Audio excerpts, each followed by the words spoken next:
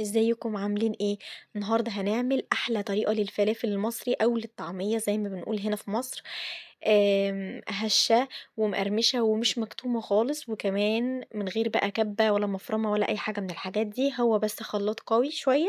وهنعمل احلى طريقة للطعمية ممكن تجربوها في حياتكم. تابعوا معايا الفيديو عشان اقول لكم هنحتاج ايه عشان نعمل احلى طعمية مقرمشة في الدنيا. هنحتاج بقى عشان نعمل الطعمية 500 جرام من الفول المدشوش. ده عادي بنجيبه من عند أي عطار جنبك. تقدري كمان تبليه قبلها ب12 ساعة، أو ممكن كمان لو انتي مستعجلة وعايزة تعمليها بسرعة تحطيها في مية سخنة. في مية سخنة جدا يعني لمدة 3 أو 4 ساعات بالكتير، وابدأي اعملي فيها. هنحتاج كمان الخضرة معانا 5 6 فصوص توم تمام متقطعين، وكمان حزمة كرات مصري لو مش متوفر في المكان اللي انت فيه، يعني تقدري كمان تستعملي البصل الأخضر. وعندنا كمان واحدة بصل أحمر كبيرة، ويعني عيدان بسيطة قوي من الكزبرة ومن البقدونس. مش هنكتر خضرة كتير، أنا حاطة عيدان بسيطة جدا مع ربطة الكرات المصري كمان بيديلها ريحة حلوة جدا. يعني يا سلام بقى لو انت لقيتي كمان كرات عندك. ومعانا بقى الخلاط بتاعنا، مش شرط كبة ومش شرط مفرمة ولا أي حاجة من الحاجات دي، وكمان معانا طبق حاطين فوقه مصفى، بحيث إن إحنا هنعمل الطعمية وإحنا بنعملها هنزود مية عشان نمشي الخلاط، فالمية دي تنزل أو المية الزيادة تنزل في المصفى. تعالوا بقى بينا نبدأ في طريقة تحضير الطعمية. أول حاجة إحنا معانا نص كيلو الفول، قلت لكم إن إحنا بنحط عليه حزمة كرات وعيدان بسيطة جدا من البقدونس ومن الكزبرة وبصلاية وتوم. هنفضل بقى أنا قسّمتهم على 3 مرّات تمام.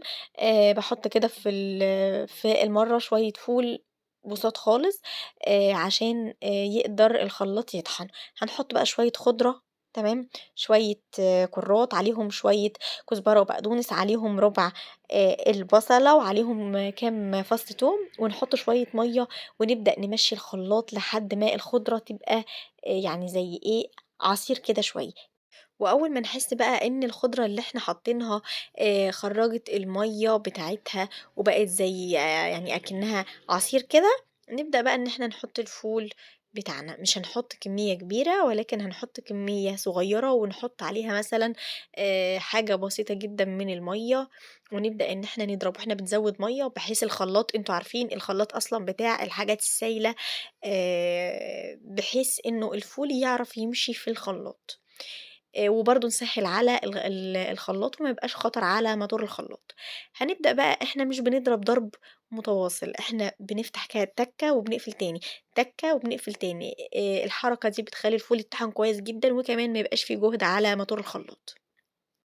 هنفضل بقى كده نشغّل ونطفي بالطريقة اللي أنا قُلت لكم عليها، تَكّة ونقفل، تَكّة ونقفل. ولو إحنا حسينا إن الفول مش ماشي في الخلاط نفتح ونزوّد شوية مَيّة بُساط خالص، ونرجع نكمّل تاني تَكّة ونقفل لحد ما الخليط معانا يتطحن كويس جدًا. إحنا مش عايزينه ناعم أوي، أوي، أوي ولا خِشن، إحنا عايزينه حاجة كده وسط. وبرضه حاجة مهمة جدًا إن إحنا ما نكتّرش الخضرة عن الكمية اللي أنا قُلت عليها، عايزين تضاعفوا كمية الفول، ضاعفوا برضه كمية الخضرة بالطريقة اللي أنا قُلت عليها، لإن الطعمية الفاتحة بتبقى أحلى وبتبقى زي بتاعة المحلات. هنا زي ما إحنا شايفين إنها اتطحنت، بس لسه في كام واحدة فول كده أو شوية فول بُساط، هنزوّد شوية مَيّة ونرجع نضرب تاني لحد ما الفول ده كلّه يتهرس. وبعدين هنصفّيه بقى، هنحطّه في المصفى ينزّل المَيّة الزيادة بتاعته. وطبعًا المَيّة الزيادة اللي بتُقع في البولة اللي تحت مش بتترمى خالص، إحنا بقى بنرجع ناخدها نحطّها على كمية الفول اللي بعد كده. نلاحظ كمان إن المَيّة اللي بتُقع في البولة هي دي اللي فيها المنكهات اللي إحنا حاطينها، التوم والبصل والخضرة، بيبقى فيها كل الطعم وكل الريحة. فكمان ما نحاولش إن إحنا نرمي المَيّة دي، أول ما في أي مَيّة تنزل ناخدها ونحطها في كمية الفول اللي هتتحط بعد كده في الخلاط. هنكمّل بقى ضرب وهاورّيكم، إحنا خلاص هنفتح أهو، هاورّيكم كمان لمّا تتحط هي بقت بالشكل ده خلاص، في مثلًا واحدة فول كده على الوش هنشيلها، هي دي اللي لسه ما اتضربتش. هنشيلها ونبدأ بقى نحط الطعمية في المصفى ونسيبها تنزّل المَيّة الزيادة بتاعتها. هنكمّل بقى باقي كمية الفول اللي معانا بالطريقة اللي أنا قُلت لكم عليها دي. وهنسيب هنا بقى أول دُفعة من عجينة الطعمية تنزّل المَيّة بتاعتها وتتصفّى كويس جدًا، ونكمّل باقي العجينة بتاعتنا. والمَيّة اللي بتنزل زي ما إحنا قُلنا بناخدها نحطها على كمية الفول اللي هتتعمل بعد كده. طبعًا أنا هنا جريت الفيديو شوية بحيث إن أنا باعيد لكم الطريقة بس بشكل سريع عشان ما حدش يزهق، حطيت الخضرة وحطيت معاها مَيّة، وهنبدأ برضه نضرب لحد ما تتحول لشبه عصير، ولو احتاجنا مَيّة بنزوّد، وبعدين بنحط الفول ونحط فوق الفول. طبعًا أهو لقينا كمية المَيّة نزلت، هناخد المَيّة نحطها في الخلاط ونحط عليها بالشكل اللي أنتم شايفينه ده، ونحط عليها بقى شوية الفول ونضرب تاني، ولو احتاجت مَيّة بسيطة بنزوّد، وهكذا هنفضل نعمل كده لحد ما نخلّص كمية الفول بتاعتنا كلّها، تمام.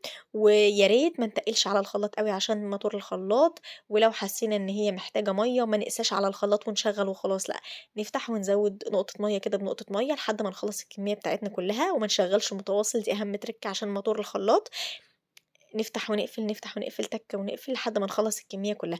هنا خلاص أهو زي ما إحنا شايفين إن الخضرة بقت سايلة، هنقوم بقى حاطين كمية الفول اللي فاضلة بتاعتنا ونرجع تاني نضرب، ولو حسينا إن هي محتاجة مَيّة هنزوّد مَيّة بالشكل اللي أنتم شايفينه ده. خلاص حطينا كمية الفول أهو، هاقفل بقى وهنشغّل وهنطفي، هنشغّل وهنطفي لحد وزي ما قُلت لكم كمان لو احتاجنا مَيّة هنزوّد مَيّة. وخلاص هاكمّل بقى كمية الطعمية بتاعتي بالطريقة اللي أنتم شايفينها دي وهارجع لكم تاني. وزي ما أنتم بقى شايفين كده الكمية التانية بتتضرب معايا، وأنا هنا جريت الفيديو بحيث ما حدش يزهق، وهنا خلاص بعد ما الطعمية بتاعتنا خلصت وخلّصت الكمية كلّها بالطريقة اللي أنتم شُفتوها. لونها جميل ونزّلت كل المَيّة بتاعتها تحت. كمان بعد ما تصفّي المَيّة لو أنتِ حسّيتِ إن هي نشفت أوي منِّك ممكن تزوّدي من معلقة لمعلقتين كده وتقلبيها وتشوفي محتاجة تانية والّا لأ، لو مش محتاجة خلاص ارمي المَيّة دي ما فيش أي مشكلة. وهنا بقى الطعمية معانا لونها فاتح زي بتاعة المحلات بالضبط وأحلى وناعمة وقوامها مثالي وكل حاجة زي الفل. في هنا بقى حاجة، في ناس خلاص بتنتهي طبعًا عمايل الطعمية بالنسبة ليها عند الخطوة دي وتبدأ تعينها في أكياس وتفرّزها، وفي ناس بتحط عليها توابل، أنا من المدرسة دي، يعني أنا أحب أحط التوابل عليها قبل ما أعينها. باحط إيه بقى، باحط ملح وباجيب الشمر الحَب باطحنه في البيت في مطحنة الخلاط، وباحط عليه معلقة شمر وباحط كمون وباحط حاجة بسيطة فلفل أسود، وباحط كمان معلقة كبيرة كزبرة ناشفة، تمام، مطحونة. لو أنتِ بقى متعودة تعيني الطعمية خلاص في المرحلة دي قبل التوابل، عينيها ما فيش أي مشكلة، لكن لو أنتِ عايزة تحطي عليها التوابل حطيها، وأنا بصراحة باحب أحط التوابل بحيث أطلّعها جاهزة، يا دوب بس أحط عليها شوية baking soda عشان تنفش كده وتبقى زي المحلات وبس، ويبقى هي عليها كل التوابل بتاعتها بدل كل مرة أحتار أحط إيه. تعالوا بقى أقول لكم باحط عليها توابل إيه، نُص معلقة كبيرة شمر، الشمر ده حاجة بتتباع عند العطار، بتبقى زي حبوب الكمون كده باجيبها وباطحنها. نُص معلقة كبيرة كزبرة ناشفة، ربع معلقة ملح، وطبعًا ابقوا دوقوا الملح لو أنتم عايزين تزوّدوا زوّدوا، حاجة بسيطة خالص فلفل أسود، وربع معلقة كمون، وباعجنهم سوا وبتبقى القوام هنا بالشكل اللي أنتم شايفينه ده فاتحة، وخلاص هي عليها بقى التوابل وكل حاجة، فرّزوا بقى وعينوا في الفريزر تقعد معاكم بالسَنة مش هيحصل لها أي حاجة، وعليها التوابل. طلّعيها بقى تفِك طبعًا، وحُطّي عليها بقى البيكنج صودا اقلي على طول بكل أريحية من غير ما لسه تحطّي كل التوابل دي. أنا هنا بقى خدت شوية قليتهم عشان أورّيكم الشكل عامل إزاي. هنا بقى الشكل بالشكل الجميل اللي أنتم شايفينه ده، مقرمشة ولونها تحفة وريحتها يا جماعة كانت جايبة لآخر الشارع، مش قادرة أقول لكم الريحة كانت عاملة إزاي، مش قادرة.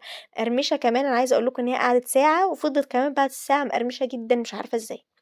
وأهم حاجة بقى في عمايل الطعمية تفتكروا التركات اللي أنا قُلت لكم عليها، إن الزيت يبقى سخن جدًا وقت القلي، سخن جدًا، جدًا، جدًا تنزّلي فيه الطعمية، ده من عوامل نجاح الطعمية عشان تبقى مقرمشة ومش مكتومة. كمان حاجة تانية إن أنتِ تجيبي كُرّات ولو مش موجود عندِك حطّي بصل أخضر، كمان بلاش تكتّري الخضرة عشان الخضرة الكتير بتغمّق لونها وبتبقى مش زي بتاعة المحلات خالص.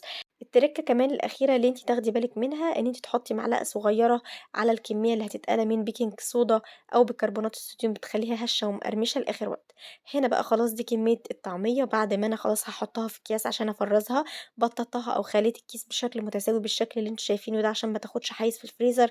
وكمان لو أنا عايزة أقلي طعمية في أي وقت ومستعجلة، الكيس بيفك بسرعة جدًا لإنه مش متكتّل في حتّة واحدة والكيس متساوي، على ما الزيت بيسخن الكيس بيكون فك، وهنا الطعمية بعد ما اتقلت شكلها بقى مقرمشة ودهبي، وأصلًا كمان الصور مبيّنة قد إيه هي مقرمشة وشكلها يفتح النِفس.